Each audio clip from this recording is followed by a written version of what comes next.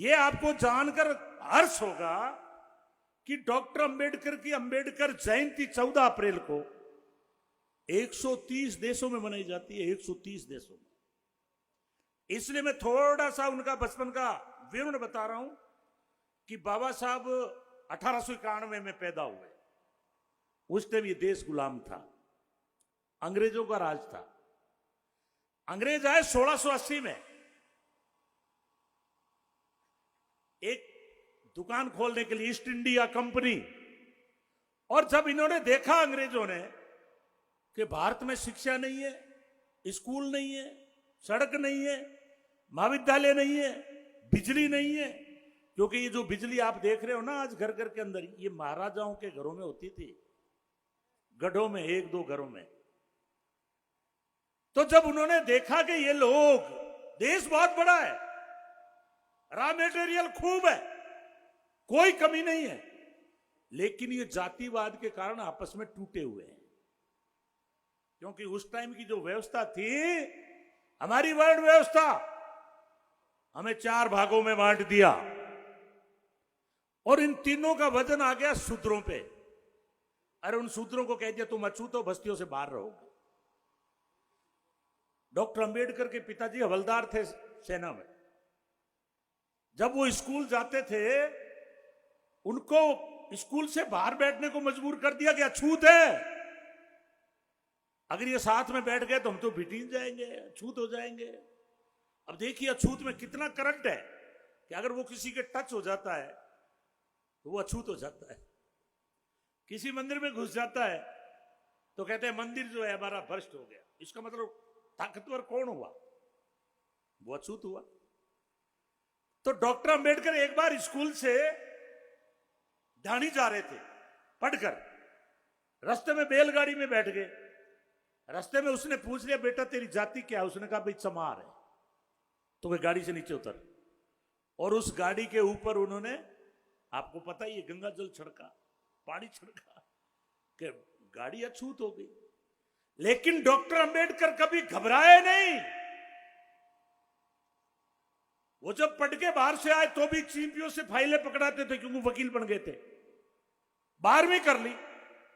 उस टाइम एक पिछड़े वर्ग में, जाट कह दो, बिश्नोई कह दो, कुम्हार कह दो, साहू जी महाराज, उन्होंने एक घोषणा की कि कोई भी स्टूडेंट अगर देश से बाहर पढ़ना चाहता है मैं उसको छात्रवृत्ति दूंगा। तो डॉक्टर अंबेडकर ने पर्चा भर दिया कि मुझे छात्रवृत्ति चाहिए। छात्रवृत्ति दे दी, लेकिन शर्त लिखी गई कि वापस आके मेरी सेना में ही नौकरी करोगे आप। डॉक्टर अंबेडकर चले गए पढ़ने के लिए, अमेरिका चले गए, इंग्लैंड चले गए। तो मैं थोड़ा सा उनका दृष्टांत देना चाहता हूं कि बाबा साहब जिस कोलंबिया यूनिवर्सिटी में पढ़े, अभी वहां के 5-10 साल पहले एक सर्वे करवाया तत्कालीन राष्ट्रपति बराक ओबामा ने कि इस कोलंबिया यूनिवर्सिटी में 300 सालों में सबसे इंटेलिजेंट स्टूडेंट कौन था। सर्वे में निकल के आया कि उसका नाम था डॉक्टर भीमराव अंबेडकर। अब बताइए, क्योंकि वहां जाति व्यवस्था नहीं है, छुआछूत नहीं है, भेदभाव नहीं है, ऊंच नीच नहीं है। आप खुद जानते हैं कि आप किसान हैं, मैं जानता हूं किसान इस देश की आत्मा है, धरती चीर के अनाज पैदा करते हैं। दिसंबर के महीने में भी जब गेहूं में पानी लगाते हैं तो अपनी क्या हालत होती है। तो डॉक्टर अंबेडकर वहां जब 300 सालों में पढ़े और जब वो बात आई इंटेलिजेंट की, तो बराक ओबामा ने कोलंबिया यूनिवर्सिटी के आगे एक प्रतिमा लगाई, ये जैसे आपने लगाई आज। उस वक्त 10 साल पहले लगाई, कहां? अमेरिका में। और उसके ऊपर लिखा सिंबल ऑफ द नॉलेज, ज्ञान का प्रतीक, उसका नाम है डॉक्टर अंबेडकर। क्योंकि साथियों, दुर्भाग्य इस बात का है कि हम जातिवाद के कारण हमारा देश हजारों साल गुलाम रहा। जैसा मैंने कहा, एक ईस्ट इंडिया कंपनी आई व्यापार करने के लिए, पर जब उन्होंने देखा uncivilised criminal people settled in India, अंग्रेजों ने कहा ये अनपढ़ आदमी, असभ्य आदमी बसते आपस में लड़ रहे हैं, कोई गरीब आदमी ने मटकी का हाथ लगा दिया, ठोकने लग जाओ, मंचे पर बैठ गया बराबर, पीटने लग जाओ। तो इस फूट का फायदा उठाकर अंग्रेज 300 साल राज कर गए। 1680 में आए, उन्होंने फूट का फायदा उठा के यहां के राजा बन गए। हमारे जो राजा महाराजा थे, आज जो भारत का नक्शा दिख रहा है, ये नक्शा नहीं था। बीकानेर अलग, जोधपुर अलग, नागौर अलग, चूरू अलग, सीकर अलग, 585 रियासतें थी आजादी से पहले। मैं आज उनको नमन करना चाहता हूं, उसमें भगत सिंह जी का नाम आता है। लाखों लोग हंसते हंसते शहीद हो गए। भगत सिंह को इसलिए पूजा जाता है कि 23 साल की उम्र में इंग्लैंड के अंदर, पार्लियामेंट के अंदर बम पटक दिया था। उनको यहां सजा हो गई। उन्होंने कहा आप माफी मांग लो, हम छोड़ देंगे। जैसे अभी आरएसएस और बीजेपी के लोग केंद्र में बैठे हैं, इनका नेता था सावरकर, उसने एक हत्या कर दी थी वहीं आजादी को लेकर। आजादी का आंदोलन चल रहा था। 1915 के बाद में महात्मा गांधी आ गए, तो सावरकर ने 9 बार गलती मांगी अंग्रेजों से कि मुझे छोड़ दो, मैं आजादी की लड़ाई नहीं लड़ूंगा। भगत सिंह उल्टा चलता था। भगत सिंह के डू और डाई। जब 1942 के अंदर महात्मा गांधी ने आंदोलन चलाया, डू और डाई, करो या मरो, लेकिन अंग्रेजों भारत छोड़ो। लेकिन उससे पहले ही भगत सिंह जी फांसी के फंदे पर चूम गए। इसलिए आज भगत सिंह की मूर्ति लगाई है। इससे आपका नौजवान प्रेरणा लेगा। आपके बच्चे ये सीखेंगे, जो छोटे छोटे बच्चे बैठे हैं, ये पूछें कि भगत सिंह कौन था, तो कहेंगे सरदार था पंजाब का। तो फिर उसका आलसर में क्या काम है? इसलिए मेरे किसान भाइयों, डॉक्टर अंबेडकर ने कहा है कि शिक्षा वो शेरनी का दूध है, जो पिएगा वो शेर की तरह दौड़ेगा।